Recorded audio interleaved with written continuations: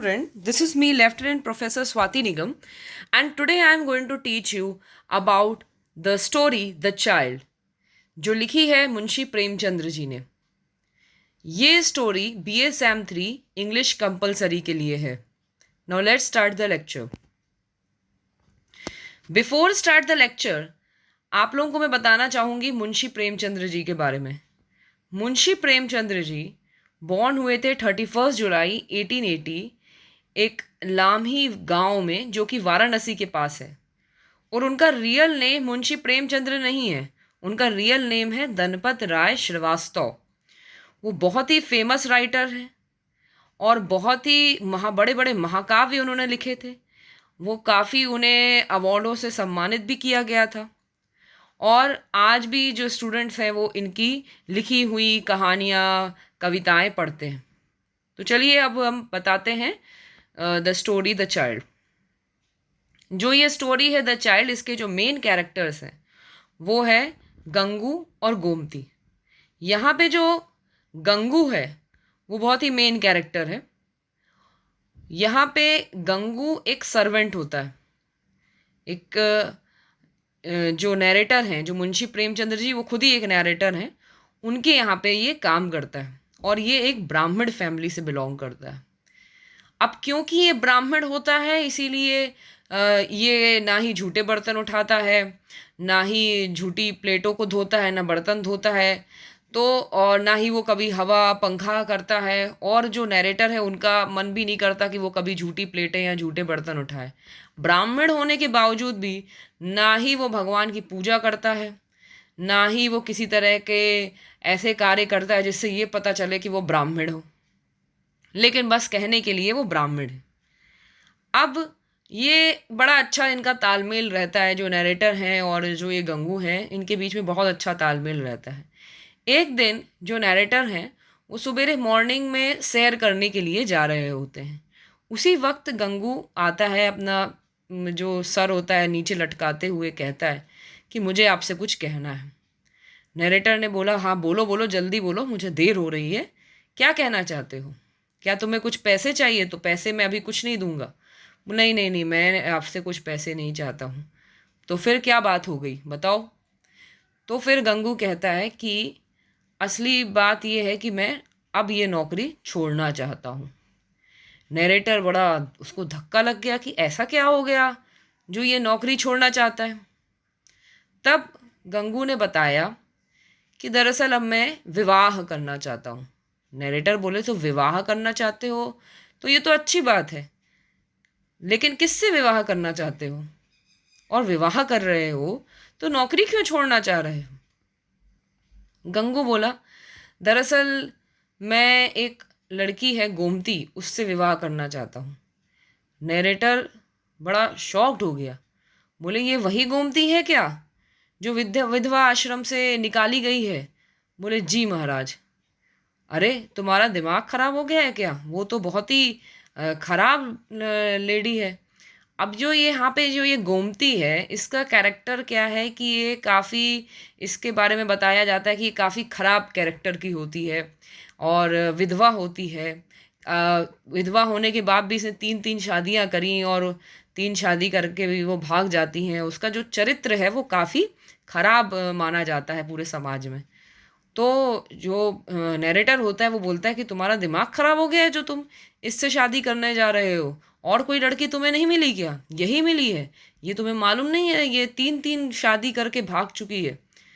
तो जो गंगू है उसने कहा कि नहीं मालिक, ऐसा नहीं है, वो भागी नहीं है, उसको निकाला गया है। तो जो नैरेटर है वो शॉक्ड हो गया। बोले, ऐसे कैसे निकाला गया है? बोले, अब एक पत्नी के तौर पे एक लड़की को सिर्फ यही नहीं चाहिए कि पत्नी का टैग उसे मिले, उसको ये भी चाहिए कि उसे सम्मान दिया जाए। वो उसे मिला नहीं और उसके बाद उसको निकाल भी दिया गया और लोगों ने उसे बदनाम कर दिया। नैरेटर बोले, अब तुम बहुत पछताओगे क्योंकि मुझे मालूम है वो लड़की सही नहीं है। उसके मना करने के बावजूद भी गंगू ने गोमती से शादी कर ली। अब जब गंगू ने गोमती से शादी करी तो उसके कुछ समय बाद तक जो नैरेटर था उसको यही लगता रहता था कि अब ये कब ऐसा समय आएगा जब ये बोलेगा कि मुझे धोखा दे दिया। तो वो क्या है कि वो उसकी बहुत ज़्यादा उसकी लाइफ में इंटरफेयर करने लगा। अब जो यहाँ पे जो गंगू है, इसने एक टपरे में वहीं पास में रहने लगा और चाट का ठेला खोल लिया। और इनकी अच्छी, जब भी वो निकले वहाँ से तो पूछे कि कैसा चल रहा है सब, तो वो यही बताया कि बहुत अच्छा हमारा चल रहा है, बहुत अच्छी मेरी धर्म पत्नी है, वो तो देवी समान है। तो नैरेटर ये सब सुन सुन के बिल्कुल उसको अच्छा नहीं लगता था कि ये कैसे हो गया। और बस वो यही हर दिन यही सोचता था, हर दिन यही तमन्ना करता था कि एक दिन ये जो गंगू है वो गलत साबित हो जाए। एक दिन गंगू बिल्कुल चेहरा लटकाए हुए रास्ते में खड़ा हुआ था। नरेटर बोला, लगता है कुछ मामला सही है। और वो उसके पास जाते हैं और पूछते हैं, क्या हुआ? बोले, अरे महाराज, लगता है मैं ही गोमती को पहचान नहीं पाया, वो तो भाग गई। अब नरेटर तो जैसे उसको दिल में ठंडक पहुंच गई हो। उसने बोला, देखा, मैंने कहा था ना तुमसे कि वो विश्वास करने लायक नहीं है। और देखो क्या ऐसे ही गई कि कुछ सामान वामान भी ले गई? अरे नहीं नहीं नहीं महाराज, ऐसे सामान वामान लेके नहीं भागी है वो। और वो तो देवी समान है, मैं ही अनपढ़ हूँ, वो इतनी पढ़ी लिखी है, इतनी सुंदर है, और मैं तो ऐसा अनपढ़ हूँ। मैं क्या है 10 आने कमाता हूँ।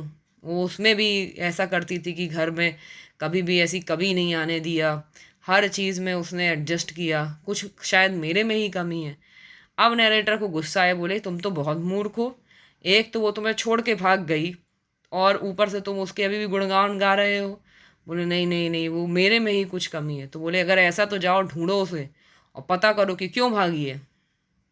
बोला गंगू ने कि हाँ, ये बात आपकी सही है, मैं ढूंढता हूँ और मैं पता करता हूँ कि आखिर मुझ में ऐसी क्या कमी है जिसकी वजह से वो भाग गई।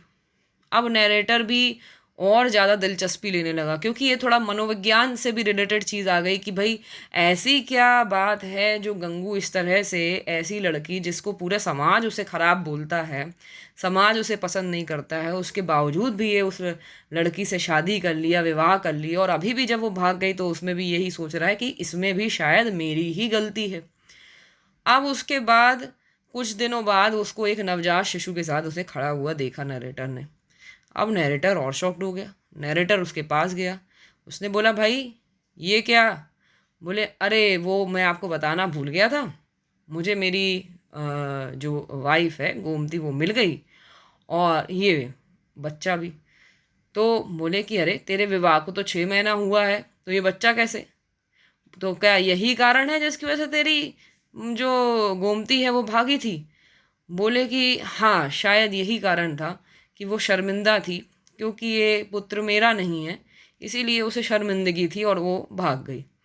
बोले, अरे तुम तो कैसे हो, तुम किसी भी बच्चे को उठा लाए, ये जब तुम्हारा नहीं है उसके बावजूद भी।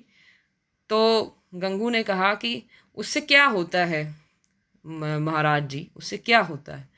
इस खेत में जब फसल उगती है, कोई दूसरी फसल अगर लग जाए तो उसमें कोई दो राहें नहीं है, कोई प्रॉब्लम नहीं है, और इसे मैंने एक्सेप्ट कर लिया है, इसमें मुझे कोई प्रॉब्लम नहीं है। और उसने उस बच्चे को एक्सेप्ट कर लिया खुशी खुशी। अब जो नैरेटर था वो उसका यह दिल देखकर वो इतना ज़्यादा खुश हो गया, इतना ज़्यादा उसे अपने आप में वो हीनता महसूस हुई कि देखो मैं कितनी छोटी सोच का हूँ और ये कितनी महान सोच का है। इसकी सोच कितनी पॉजिटिव है कि उसकी लाख गलतियों पे भी, उसकी लाख नेगेटिव सोच पे भी वो पॉजिटिव सोच रहा है। और वो इतना पॉजिटिव सोच रहा है कि उसकी जो वाइफ है गोमती है, वो उसे मिली, वो उसके रोई, उसके पैर पड़े और उसने अपनी गलती भी बताई। और वो लेडी जिसको सभी लोग गलत समझ रहे थे, उस लेडी को उसने इतना अच्छा सब समाज के सामने प्रदर्शित किया।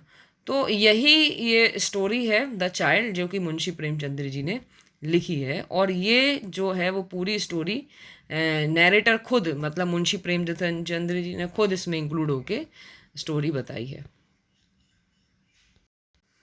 So thank you, I hope that आपको ये लेक्चर समझ में आया होगा। अगर आपको कोई भी डाउट है तो आप कमेंट बॉक्स में लिखिए। और अगर आप किसी भी चैप्टर पे चाहते हैं कि आप इसका लेक्चर आपको मिले तो आप उसमें भी, उसके लिए भी कमेंट लिख सकते हैं। Thank you.